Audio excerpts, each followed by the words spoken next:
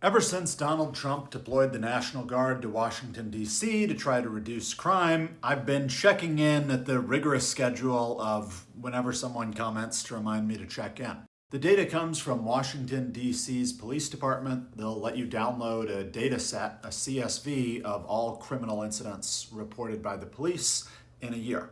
Here I'm plotting weekly motor vehicle theft in Washington, D.C. I think motor vehicle theft is a good crime to look at, because we want something that the police can't disguise or underreport.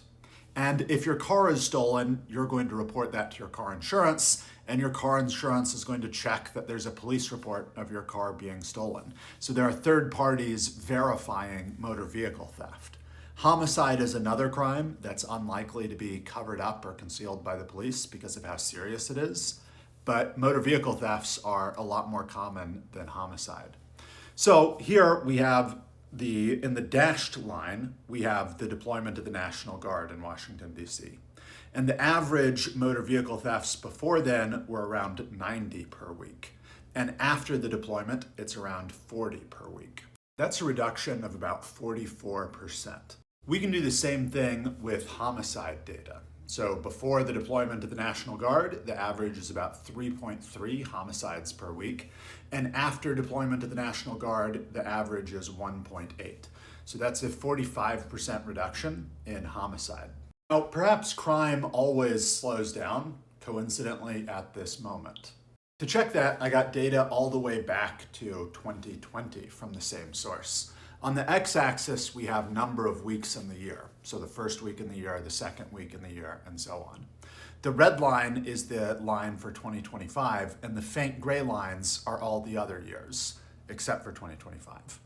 Again, in dashed blue, we have the week of the year that the National Guard was deployed.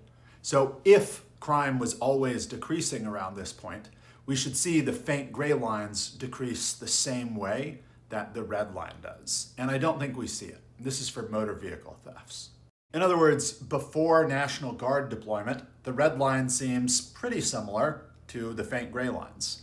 And then after National Guard deployment, the red line falls in a way that the faint gray lines really don't. And if we look at homicide instead of motor vehicle theft, we see a similar thing. The red line looks similar before National Guard deployment, and it falls off afterwards. So did Trump deploying the National Guard reduce crime in Washington, D.C.? Yeah, it seems plausible from looking at this data. Looking specifically at motor vehicle theft and homicide, maybe it's a reduction of around 40%.